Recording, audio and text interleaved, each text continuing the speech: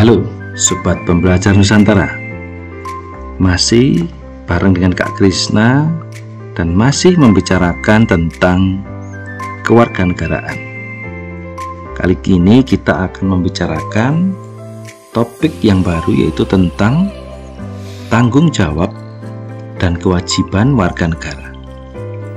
Nah, ada poin-poin penting apa dalam topik bahasan kita kali ini? Yuk, sebelum kita lanjut dalam pembahasan, jangan lupa ya sobat-sobat yang belum subscribe di channel ini, bisa berikan subscribe-nya untuk mendukung channel ini dalam pengembangannya, khususnya dalam materi-materi pembelajaran, sehingga kita bisa sama-sama saling mensupport dalam belajar. Oke ya. Untuk tanggung jawab dan kewajiban warga negara, ada beberapa topik yang akan kita bahas di sini. Setidaknya ada 3 topik. Yang pertama adalah arti penting memiliki tanggung jawab terhadap negara dan masyarakat. Yang kedua adalah kewajiban warga negara terhadap negara, lingkungan, dan juga sesama. Dan topik yang ketiga adalah menghormati hukum dan aturan yang berlaku sebagai bentuk kewajiban. Nah, langsung saja ya, kita lanjut ke bahasan yang pertama tentang tanggung jawab dan kewajiban warga negara. Apa sih maksudnya?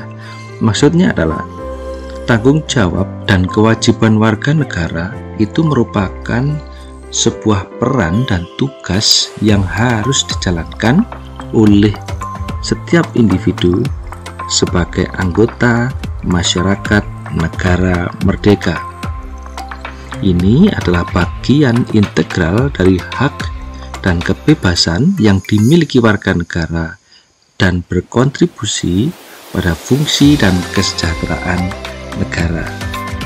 Itu ya deskripsi singkatnya atau keterangan singkatnya tentang tanggung jawab dan kewajiban warga negara. Nah, kembali ke topik demi topik yang akan kita bahas di sini.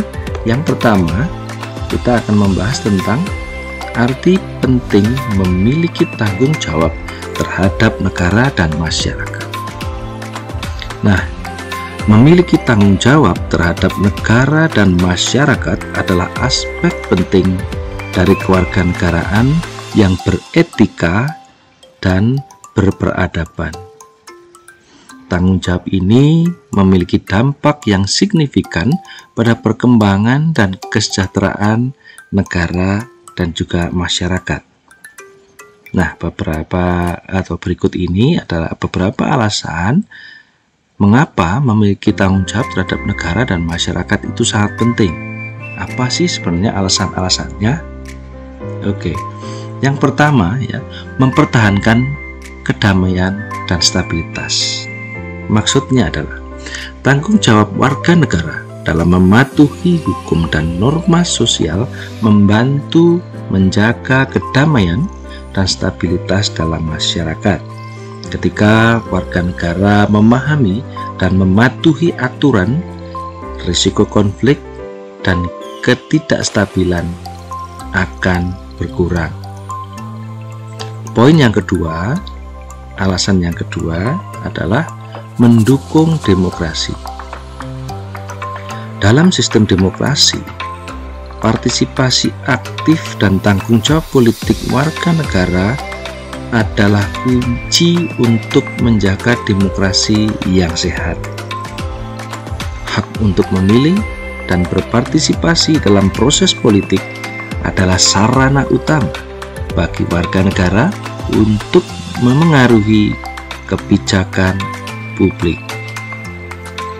Alasan berikutnya, yang ketiga, adalah mengurangi ketidaksetaraan.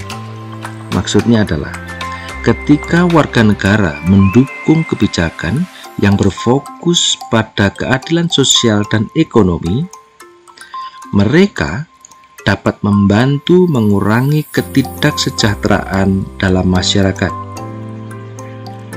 Tanggung jawab ini termasuk dukungan terhadap program sosial, pelayanan kesehatan, dan pendidikan yang berkualitas bagi semua. Alasan yang keempat adalah memelihara lingkungan hidup. Tanggung jawab terhadap lingkungan hidup adalah tanggung jawab terhadap masa depan generasi mendatang. Melalui praktik berkelanjutan dan mendukung kebijakan lingkungan, warga negara dapat berperan dalam menjaga alam. Alasan yang kelima, mendorong keadilan dan hak asasi manusia. Maksudnya adalah warga negara memiliki peran penting dalam mempromosikan hak asasi manusia dan mencegah pelanggarannya. Tanggung jawab ini melibatkan pengawasan terhadap tindakan pemerintah dan kelompok lain yang dapat mengancam hak asasi manusia. Jadi di sini warga negara memiliki peran yang penting ya, bukan hanya menjadi tanggung jawab negara saja. Yang keempat, alasan yang keenam, memastikan keamanan dan pertahanan negara. Maksudnya adalah warga negara juga memiliki tanggung jawab terhadap keamanan dan pertahanan negara mereka. Ini mencakup pemberian dukungan kepada aparat keamanan dan pertahanan, serta kewaspadaan terhadap ancaman dalam keamanan nasional. Jadi kita membicarakan masalah keamanan negara, dan setiap warga negaranya itu memiliki tanggung jawab yang sama, yang besar, yang penting dalam menjaga keamanan dan pertahanan negara tersebut. Ya, salah satunya tadi adalah memberikan dukungan kepada aparat keamanan. Alasan yang ketujuh, memajukan kemajuan ekonomi. Warga negara dapat berperan dalam memajukan kemajuan ekonomi dengan mendukung usaha-usaha bisnis lokal, berpartisipasi dalam kegiatan ekonomi, dan membayar pajak yang mendukung pembangunan ekonomi. Jadi semua warga negara harus berperan secara aktif, secara baik ya dalam mendukung kemajuan ekonomi. Kita bisa melakukan usaha-usaha atau bisnis-bisnis yang sifatnya lokal, baik yang kecil, menengah, besar. Kita berpartisipasi yang sama. Juga membayar pajak, jangan lupa, karena itu penting sekali untuk bangunan ekonomi.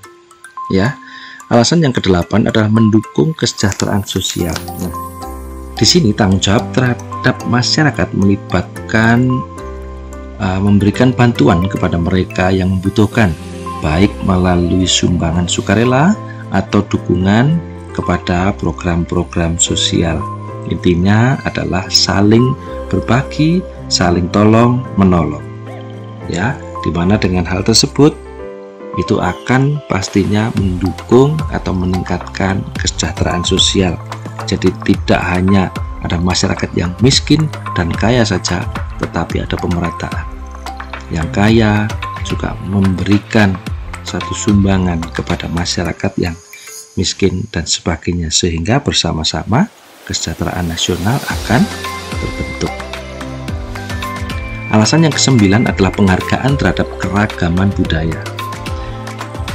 Melalui penghargaan dan penghormatan terhadap keragaman budaya, warga negara dapat menciptakan masyarakat yang inklusif dan harmonis, saling memelihara kebudayaan lokal masing-masing dan saling menghormati budaya yang lain, dan memperkaya akhirnya keragaman budaya nasional.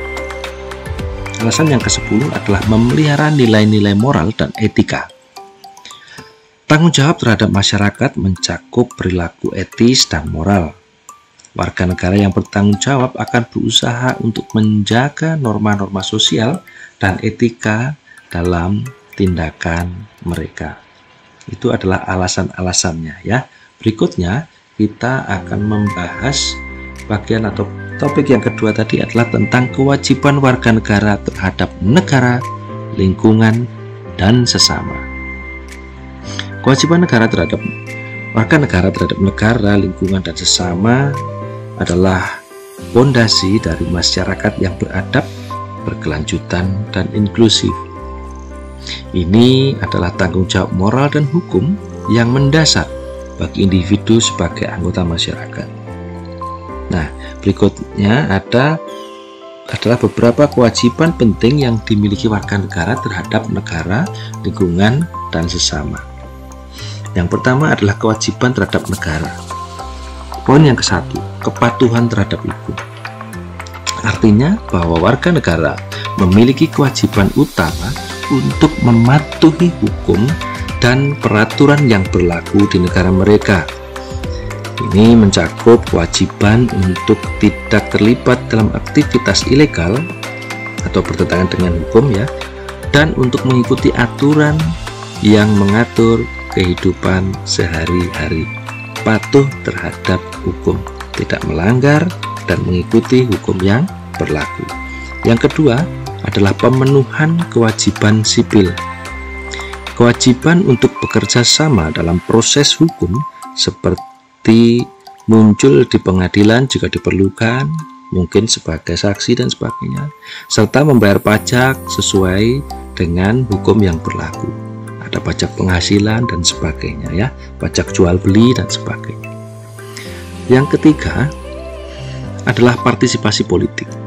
Ini juga penting, di mana warga negara memiliki kewajiban untuk berpartisipasi dalam proses politik, termasuk hak untuk memilih dalam pemilihan umum dan memberikan suara mereka terhadap isu-isu politik yang penting. Ini sangat berguna bagi perkembangan pendidikan politik di negara tersebut. Yang keempat adalah menghormati otoritas negara. Kewajiban untuk menghormati dan mengakui otoritas negara termasuk badan pemerintah dan badan hukum yang berlaku. Ya, kalau tidak menghormati, kita nanti bisa dianggap sebagai teroris. Ya, jadi kita wajib menghormati otoritas negara yang sah, ya, termasuk badan-badan pemerintahannya dan juga badan-badan hukum yang berlaku. Yang kelima adalah patriotisme dan kepedulian. Ini maksudnya kewajiban untuk mencintai dan peduli terhadap negara mereka serta berkontribusi pada kesejahteraan nasional ya secara bersama-sama. Sekarang kita membahas tentang kewajiban terhadap lingkungan.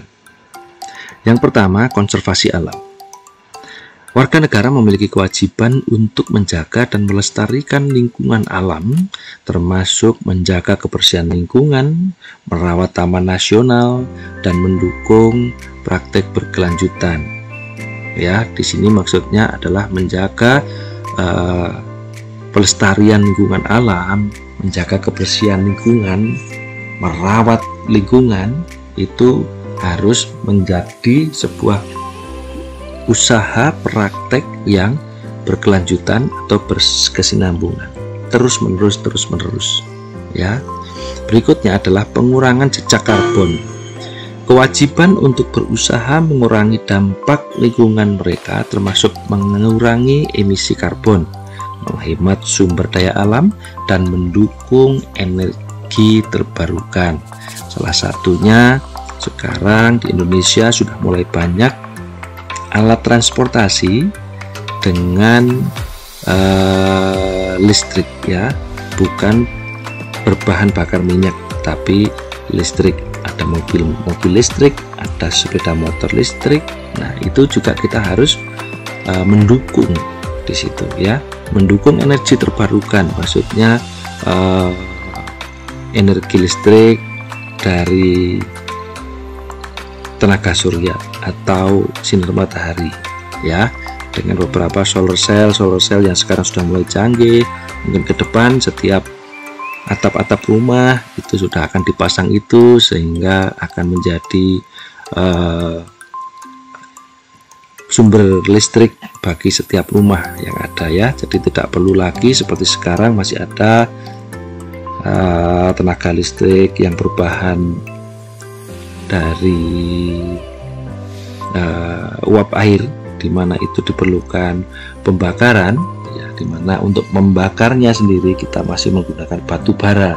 Artinya kita masih harus menggali tanah ini, mencari batu baranya dan sebagainya. Tetapi nanti akan semakin lebih canggih lagi, yaitu menggunakan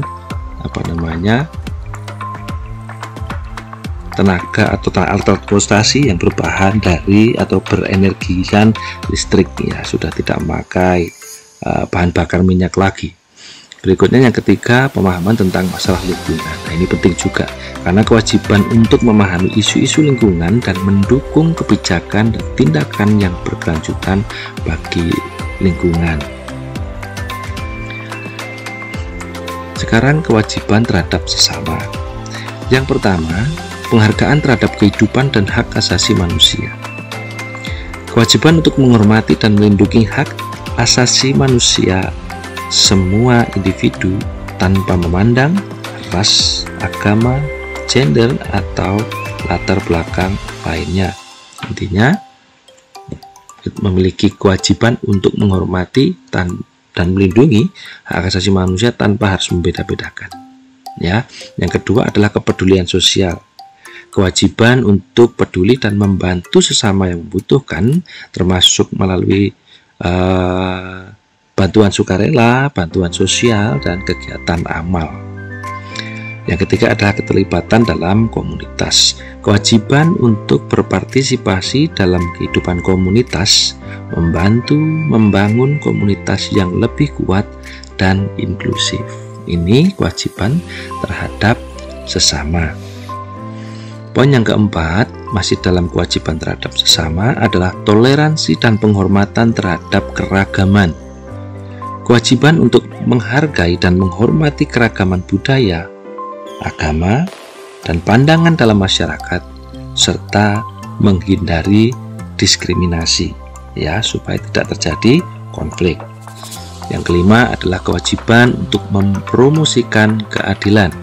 Kewajiban untuk mendukung kebijakan dan tindakan yang mempromosikan keadilan sosial, ekonomi, politik dalam masyarakat.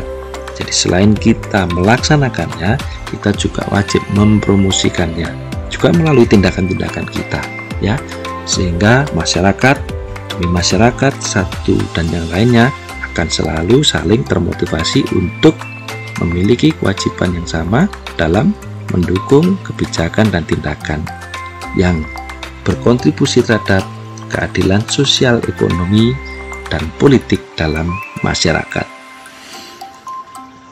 Poin berikutnya adalah menghormati hukum dan aturan yang berlaku sebagai kewajiban. Menghormati hukum dan aturan yang berlaku adalah salah satu bentuk kewajiban mendasar yang dimiliki oleh setiap warga negara dalam masyarakat yang beradab. Ini adalah prinsip dasar dalam menjaga ketertiban sosial, keadilan, dan kedamaian dalam suatu negara. Berikut adalah beberapa alasan mengapa menghormati hukum dan aturan adalah kewajiban yang penting. Yang pertama, mempertahankan kedamaian dan stabilitas. Artinya bahwa hukum dan aturan adalah alat utama untuk menjaga kedamaian dan stabilitas dalam masyarakat.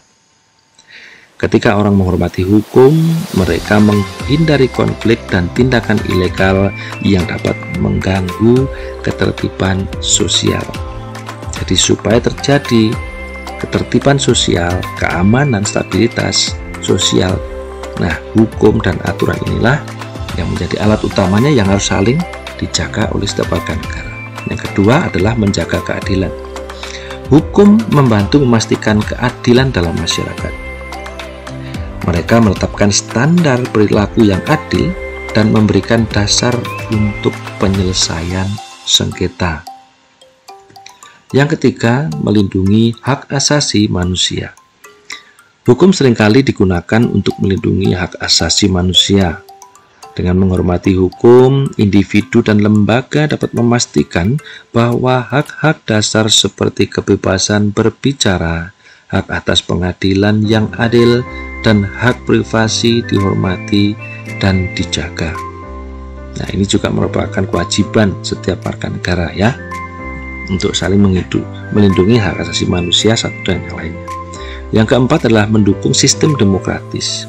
Dalam sistem demokratis, menghormati hukum adalah esensial untuk menjaga proses politik yang adil, pemilihan umum, pengambilan keputusan, dan pelaksanaan kebijakan semuanya bergantung pada aturan hukum yang berlaku. Yang kelima adalah menghindari sanksi hukum. Melanggar hukum dapat mengakibatkan sanksi hukum seperti denda, penahanan, atau hukum pidana. Menghormati hukum di sini adalah cara untuk menghindari konsekuensi negatif ini, ya, supaya kita tidak terlibat dalam pelanggaran hukum dengan konsekuensinya tadi itu ya, ada denda, penahanan, atau pidana. Caranya ya, kita harus menghormati hukum yang berlaku. Yang keenam adalah menghormati hak orang lain. Hukum membantu mengatur interaksi antar individu dalam masyarakat. Dengan menghormati hukum, seseorang menghormati hak-hak dan kepentingan orang lain. Dengan demikian, satu dengan yang lainnya saling menghormati, saling menjaga, sehingga tidak terjadi konflik dan tidak ada tindakan-tindakan yang menjadi sanksi ya atas pelanggaran-pelanggaran hukum tersebut. Yang ketujuh adalah mempromosikan perubahan positif. Jika seseorang memiliki masalah dengan hukum atau aturan tertentu, ada mekanisme hukum yang dapat digunakan untuk mengajukan perubahan atau reformasi yang positif. Ini bisa dilakukan melalui pengajuan proposal perubahan hukum atau melalui kebijakan politik yang sah. Yang kedelapan, memberikan keteladanan. Ketika individu, terutama pemimpin dan figur publik, menghormati hukum, mereka sebenarnya memberikan contoh positif bagi masyarakat. Hal ini dapat menginspirasi orang lain untuk mengikuti aturan dengan lebih baik lagi. Yang kesembilan, mendukung pembangunan sosial dan ekonomi. Hukum juga berperan dalam mengatur aspek-aspek seperti perdagangan, bisnis, dan investasi. Dengan menghormati hukum, masyarakat dapat menciptakan lingkungan yang kondusif untuk pertumbuhan ekonomi dan perkembangan sosial. Yang ke-10, mendukung keberlanjutan. Beberapa hukum dan regulasi berkaitan dengan perlindungan lingkungan dan keberlanjutan. Menghormati aturan ini adalah cara untuk mendukung pelestarian sumber daya alam dan lingkungan hidup yang sehat. Nah, sebagai catatan, yang terakhir adalah menghormati hukum adalah tanda kewarganegaraan yang bertanggung jawab dan menghargai peraturan yang membantu menjaga peradaban dan kedamaian dalam masyarakat.